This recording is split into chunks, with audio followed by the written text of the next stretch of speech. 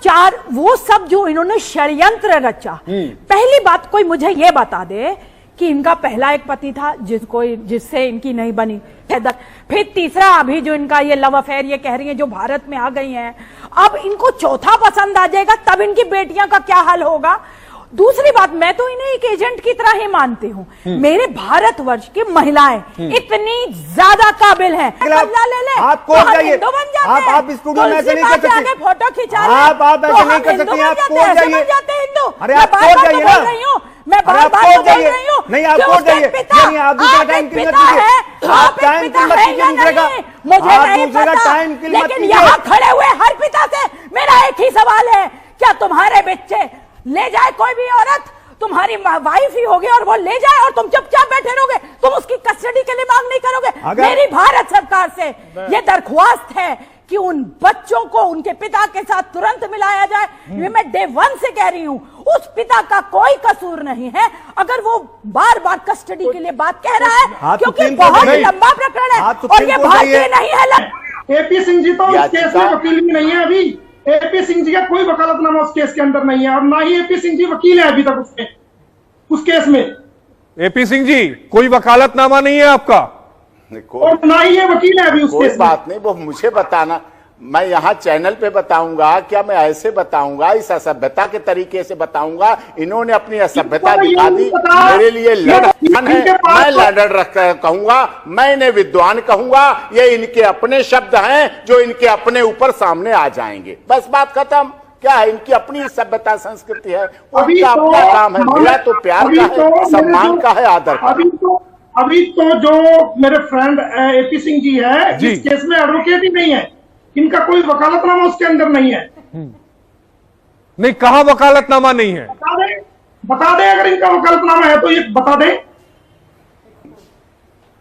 सिंह साहब, वकालतनामा नहीं है, मुमीन साहब आरोप लगा रहे हैं आप पे। अपने को कहते हैं, क्या आप अपने को कहते हैं, क्या इंडिया न्यूज जानता है कि नहीं है? कंपिटेंट अथॉरिटी आप हैं, आपको बता, क्या आप कंपिटेंट कोर्ट है, ऑनरेबल कोर्ट है, आप लर्नड अधिवक्ता हैं? ठीक है, ये सवाल आप पूछने के हकदार नहीं है, ये सवाल आप पूछने के हकदार नहीं है, ये सवाल आप पूछने के हकदार कभी नहीं रहेंगे। ये पूछने का अधिकार देश के महामहिम राष्ट्रपति जी के यहाँ है, ये देश की माननीय अदालत को है, ये जांच एजेंसी को है। जी, भारत सरकार तय करेगी, गृह मंत्रालय तय करेगा, और मैं कहता हूं एनआईए को भी शामिल कर लीजिए, सीबीआई को भी बना दीजिए, सीबीआई जांच कराएं, गृह मंत्रालय से जांच कराएं, देश की माननीय अदालत तय करेगी, माननीय सर्वोच्च न्यायालय तय करेगा, देश की महामहिम राष्ट्रपति जी तय करेंगे, उत्तर प्रदेश सरकार। अभी ऐसा ही एक मामला आया था, माँ हैदराबाद के रहने वाली थी, पिता अमेरिकन थे, बच्चे की कस्टडी का मामला आया, उसमें सुप्रीम कोर्ट ने कहा है कि माँ और बाप बैठकर, माँ और पिता बैठकर के डिसाइड करें, मध्यस्थता केंद्र में जाएं और फिर डिसाइड कर, बच्चे से पूछे वो किसके साथ। पहले तो जो वार्ड्स एंड गार्जियंस एक्ट 1860 है जो सेकुलर नेचर का माना जाता है, और दूसरा 1965 में जो सीमा हैदर जी ने एक क्लेम किया है कि आज वो सनातनी हिंदू हैं, उन्होंने कन्वर्ट के हिंदुइज्म को अपना लिया है। तो 1965 में जो है Hindu minorities and guardians custody guardianship act आया, और आपका तीसरा हिंदू मैरिज एक्ट सेक्शन 26 है। सेक्शन 17 वार्ड्स एक्ट कहता है, और पाकिस्तान में भी हमारे मीर साहब ने तो जान, लाहौर हाई कोर्ट, आपका इस्लामाबाद हाई कोर्ट है, कराची हाई कोर्ट है, वहां का एपेक्स कोर्ट भी है। उसने कहा है कि अप टू 7 ईयर, 7 साल तक, इररिस्पेक्टिव ऑफ जेंडर, जो कस्टडी है वो मां के पास रहनी चाहिए। बायोलॉजिकल नेचुरल फ्रेंड माना जाता है। इस केस पे कदम और जाऊंगा आगे मैं, क्योंकि उनके हस्बैंड जो है 3 साल से ज्यादा से समय से सऊदी अरबिया में रह रहे हैं। 4 सालों तक, 4 सालों तक रहा, और 4 साल तक रहा, 1 महीने तक आए, तो ऐसे भी नेचुरल फ्रेंडशिप के तौर पर माना जाए तो मदर उनके ज्यादा पास है। तो कानून भी कहता है कि अप टू 7 ईयर, और जब वो भारत आई थी तो उनके सभी बच्चों की उम्र 7 वर्ष से नीचे ही थी। तो कानून भी कहता है, पाकिस्तान का एपेक्स कोड भी कहता है, अब भारत का भी कानून कहता है कि अप टू 5 ईयर, 7 साल तक जो बच्चे की कस्टडी होनी चाहिए वो मदर के पास होनी चाहिए।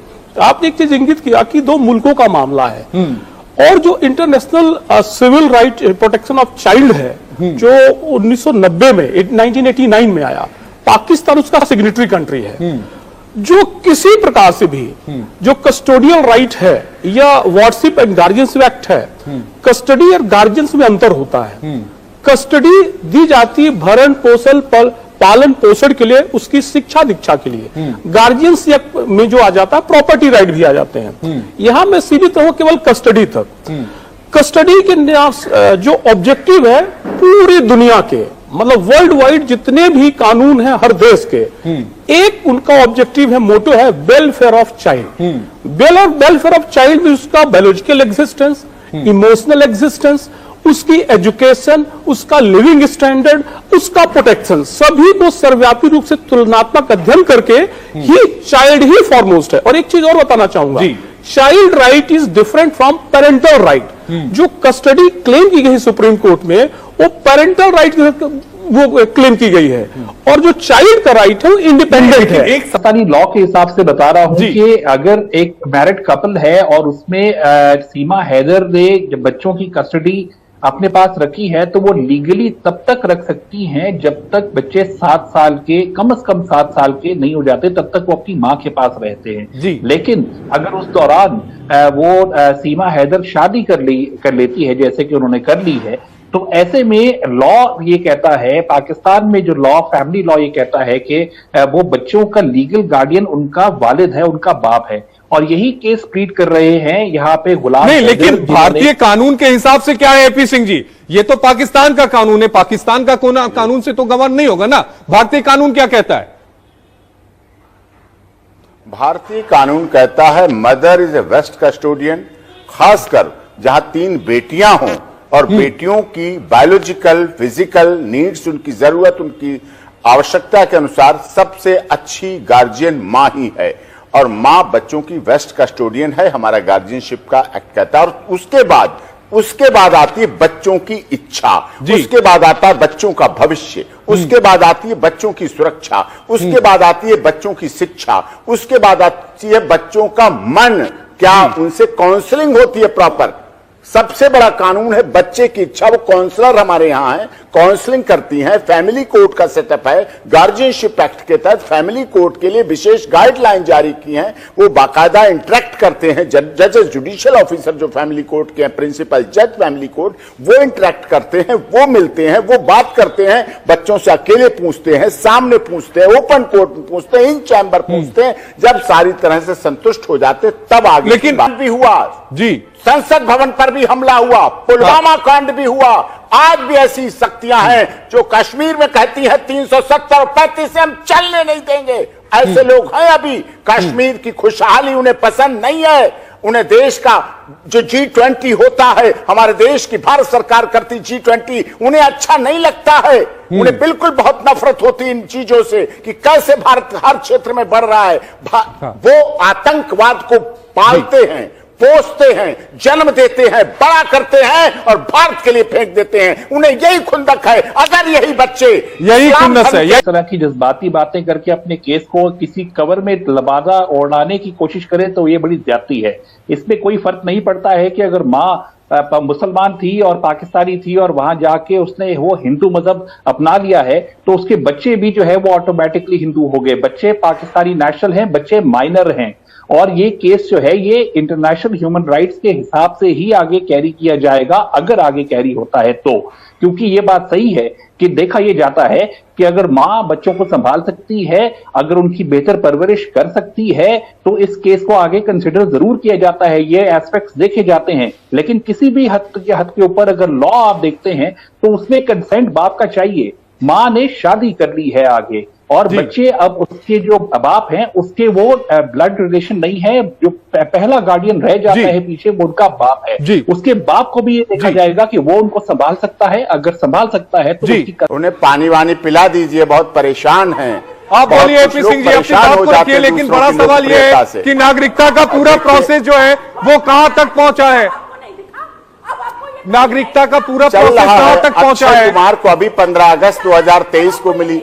देखिए, अक्षय कुमार जी को नागरिकता अभी 15 अगस्त 2023 को मिली। अदनान सामी को मिली, और कितने वरिष्ठ पत्रकार हैं, कलाकार हैं, देश में रहते हैं, दुनिया में रहते हैं लोगों को। हमारे देश के महामहिम राष्ट्रपति जी का याचिका लगी हुई है, गृह मंत्रालय ने डॉक्यूमेंट वेरीफाई कराए हैं, दो देशों के बीच डॉक्यूमेंट वेरीफाई हो रहे हैं, एटीएस जांच कर रही है, इन्वेस्टिगेशन चल रही है। जो भी प्रोसेस है हम कानून में विश्वास करते हैं, हम माननीय अदालत में विश्वास करते हैं, हम अपने देश के संविधान पर विश्वास करते हैं, हम अपने देश की सरकार पर विश्वास करते हैं, हम उत्तर प्रदेश की यशस्वी मुख्यमंत्री महाराज जी की सरकार पर भरोसा करते हैं, उत्तर प्रदेश पुलिस पर भरोसा करते हैं, हमें किसी पर भी भरोसा नहीं।